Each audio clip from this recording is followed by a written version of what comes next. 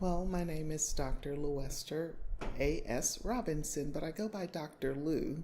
Everybody calls me that, so it just resonates well. I've been at Trident Technical College for over 26 years, and in a couple months I will be retiring, but my last 11 years have been at the downtown historic Palmer campus. And that's where Eastside Day evolved, and that's where we got it developed downtown. We're an urban campus downtown in the middle of Charleston, so it was easy to try to get that done. Yeah. Awesome. Talk a little bit about Eastside Day. Talk a little bit about Eastside of Charleston as an area and its relationship historically to the other areas of the city. The east side of Charleston has a very eclectic history. The east side of Charleston was founded over 200 years ago by a guy named Henry Lawrence from Europe. And the east side has had many different faces of people here. If you dig back into the history, you'll find many different nationalities that have lived on the east side as a majority. Over the past 50 years or so, the east side of Charleston developed another demographic. It was primarily African American in the neighborhood. And what happened with the east side, because of that, the place where we're located right now with Palmer campus, it was built originally as a high school. And that high school was built because during the time of segregation in the early 60s, there were so many African Americans on the peninsula that they needed another school. There was one high school on the west side, which is Burke High School.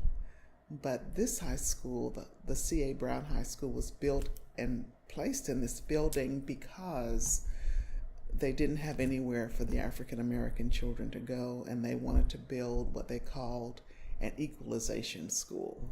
Okay. So it started out as an equalization school, and that school lasted in this location under the Charleston County School District for 20 years. So from 1962 to 1982, the C.A. Brown High School existed in the original place where Palmer campus is. Mm-hmm. Now, was it purpose-built for that? It was built exactly for that, to be an equalization school. Yes. Mm-hmm. What is the significance of the Trident Tech's Palmer campus to the Eastside community? We are a gem sitting in the heart of the East Side. When I came down here over 11 years ago to lead the campus, it was amazing to just see the people who lived here, the places around us.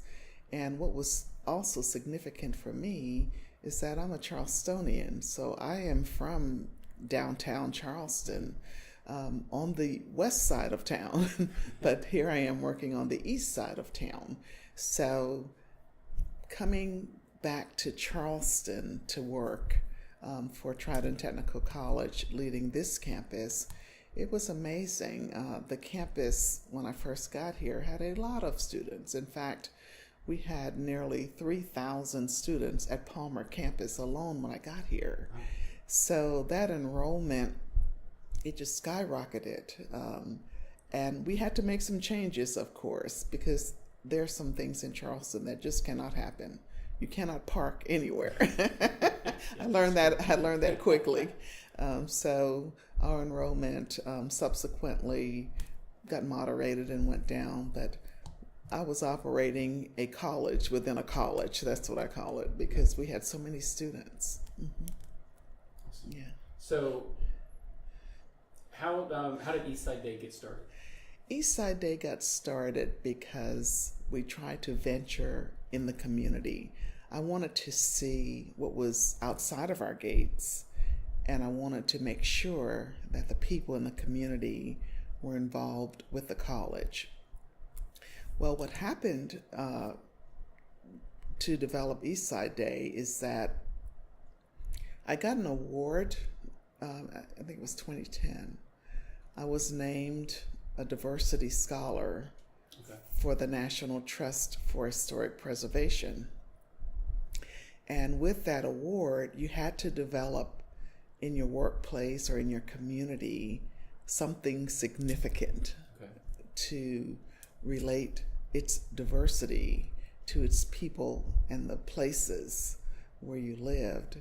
So my project that I submitted that really won this recognition for me is that I said that what I would do is connect the college to the community and to the schools around us so that they can know the history of where they live and the history of the East Side. One thing that also sparked that is because we had so many students who didn't know the history of this place that they attended. It was just, coming to class, but they didn't know that this was an historical building, and they didn't know its roots or things around the community that were also significant. So that's what I submitted to the National Trust to see if I could be a scholar, and I was. They accepted it, and I was a scholar. So I'm a National Diversity Scholar. So I used that project with the campus folks. I have what we call here a Palmer Leadership Council. So that was developed where I could engage the people who worked with me to find out what is outside of our gates, what's in the schools in our community, how can we bring them in, how could we work with them. So one of our vice presidents, who's now retired, I always give her credit for this because it stemmed from a long conversation we had when we were talking about, man, what am I going to do? I got all these projects coming up and I'm trying to help the East Side. She said, well, why don't you just call it Eastside Day? And that was Dr. Elise Davis McFarland, who used to be our vice president at Trident Technical College in student services. So I thought, oh, that hits the nail right on the head. So I always give her credit for helping me come up with that name. And from there, it started. I went to work with my diversity scholar hat on, and we started bringing in programs, people. I had a lot of help on campus here. One other person I need to mention, who is my partner, I call her my partner in crime, and now I call her my sister, and that is Dr. Susan Williams. Dr. Susan Williams and I, we really got down to digging up the history. She's a published author, and she has given us so much information through her research to help with the history of our campus. So we've had 10 years worth of programs that focused on Eastside Day and its people. So that has really helped us a lot. That's awesome. What role do you see, what role does Eastside Day play in the community, and what are some of the highlights that stand out for you? One of the things that it plays not only in the community but in the college is that it's now the Palmer campus signature event. That's our signature event. People know Eastside Day in the community. They know it in the college. Right now they know it nationwide because of the national connections that I have to the National Trust for Historic Preservation. So its role has been just phenomenal.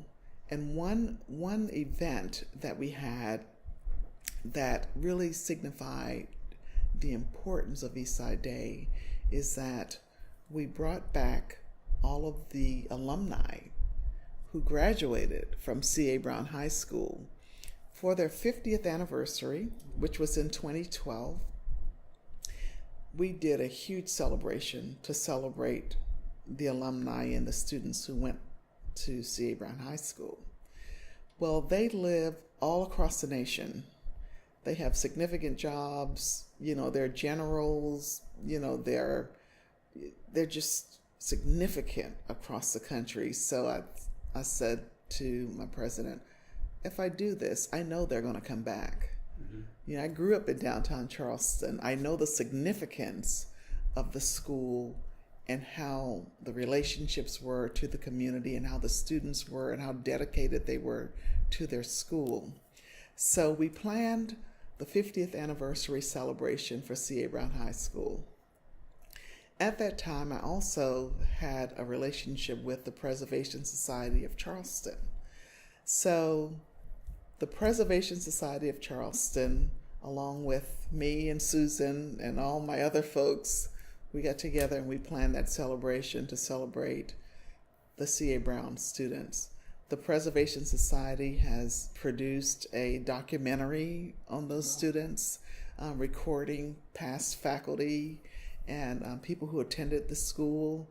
And then they helped us with placing a national monument. We have a monument for the C.A. Brown students on our campus. So what we did with that 50th anniversary, we had a parade in the city on the east side, and their graduates came back from across the country. It was phenomenal. One thing that also surprised me is that the school was named after Charles A. Brown Sr. He was a member of the Charleston County School District, and he was on their board. And the story is that he'd gotten very ill, and the name of the school was supposed to have been Eastside High. But after he got ill and he passed away, they named it after him. Okay. So that's where the Charles A. Brown High School came from. Well, on this 50th anniversary, his son came. So Charles A. Brown Jr. came from Pennsylvania to this celebration, and it was just phenomenal. He came to visit his mother, who was in a nursing home, and his mother was in the same nursing home where the original principal of the school's wife was in. So how ironic is that these two women who in the early 60s would have never probably gotten together, they're both in a nursing home, but they both have ties to the high school. So all around, it was just a phenomenal historical thing. And I can't even, right now I get a little, emotional because it really brought the alumni to say, you mattered.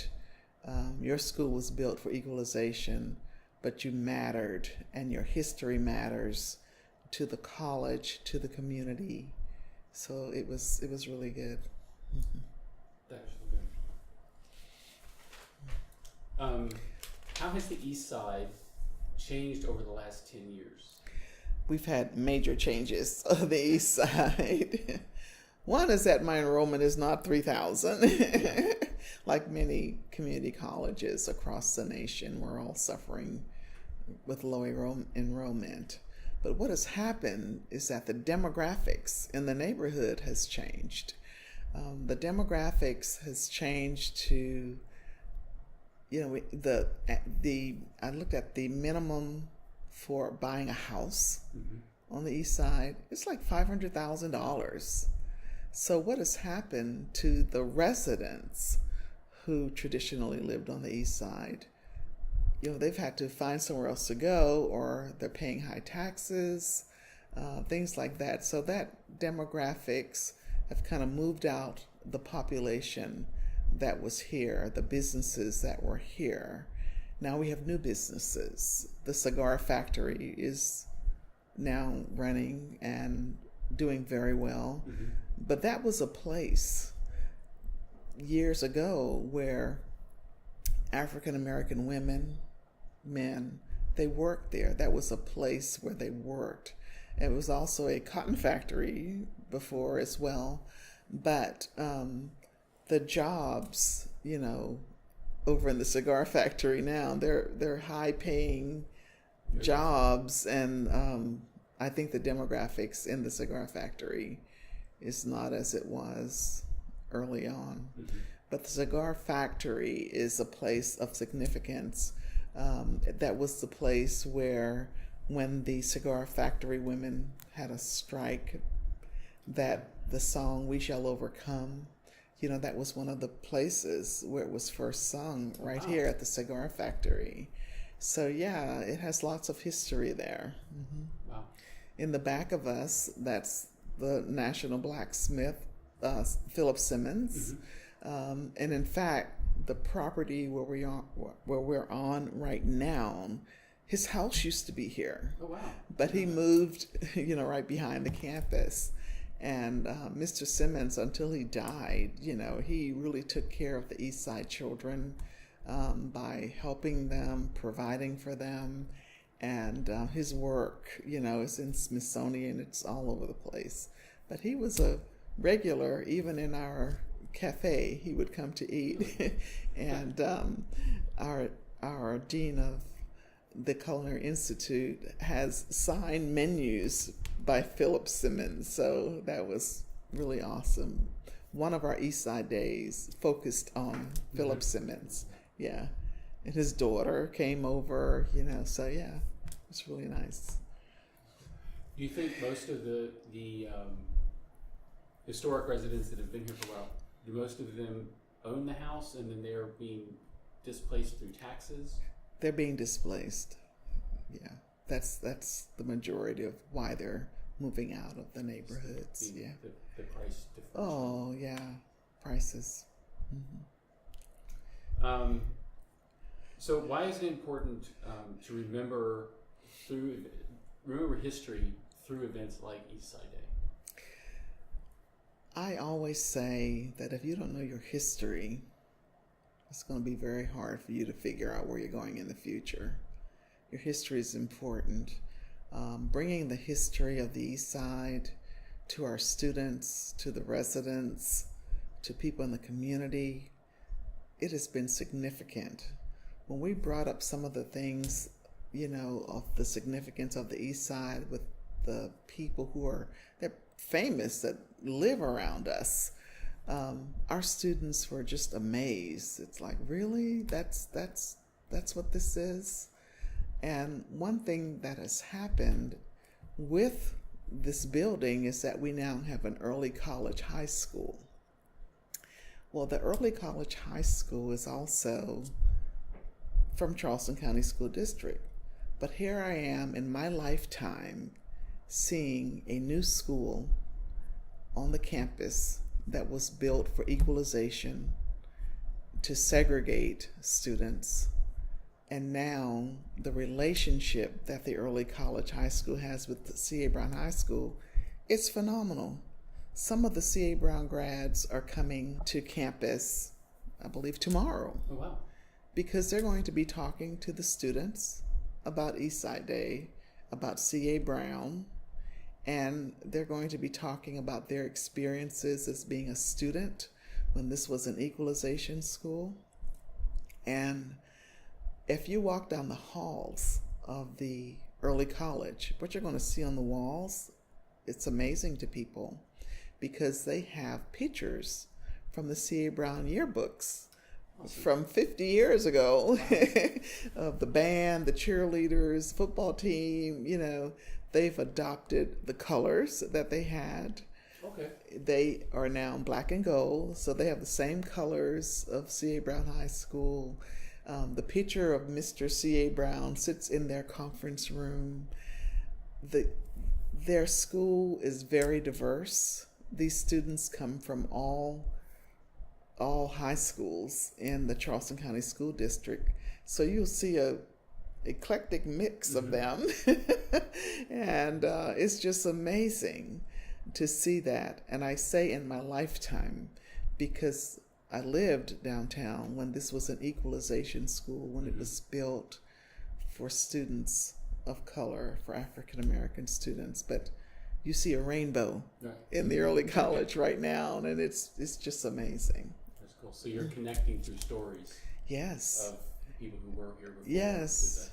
Yes. That's incredible. Yeah, they're not the Panthers, but they're the Tigers. Okay. Yeah. So what do you see going forward as far as the history of Palmer Campus and Eastside Day, moving here from here on out? From here on out, I believe that it's a legacy that will continue. It's one of our signature events for the college and for the campus. People expect us to have Eastside Day downtown. Our last Eastside Day focused on General Henry Taylor, who's a retired general who went to C.A. Brown High School. He's a graduate. So he's been here. His pictures are up in the library. We focused on him. So there are many more people, places that we need to focus on the East Side. And I just hope that even when I retire, this is something that will continue as a prominent legacy for the college and for the East Side. And we have on our campus and in our college, we have people who graduated from C.A. Brown High School that are here, who lived on the East Side. So we've gotten a lot of information even from them as well. But Eastside Day is something that is expected because we brought it outside of our gates. And now people expect to come inside our gates and celebrate with us for Eastside history. That's good. Yeah. Well, thank you very much. Thank This has you. been very good. Thank you.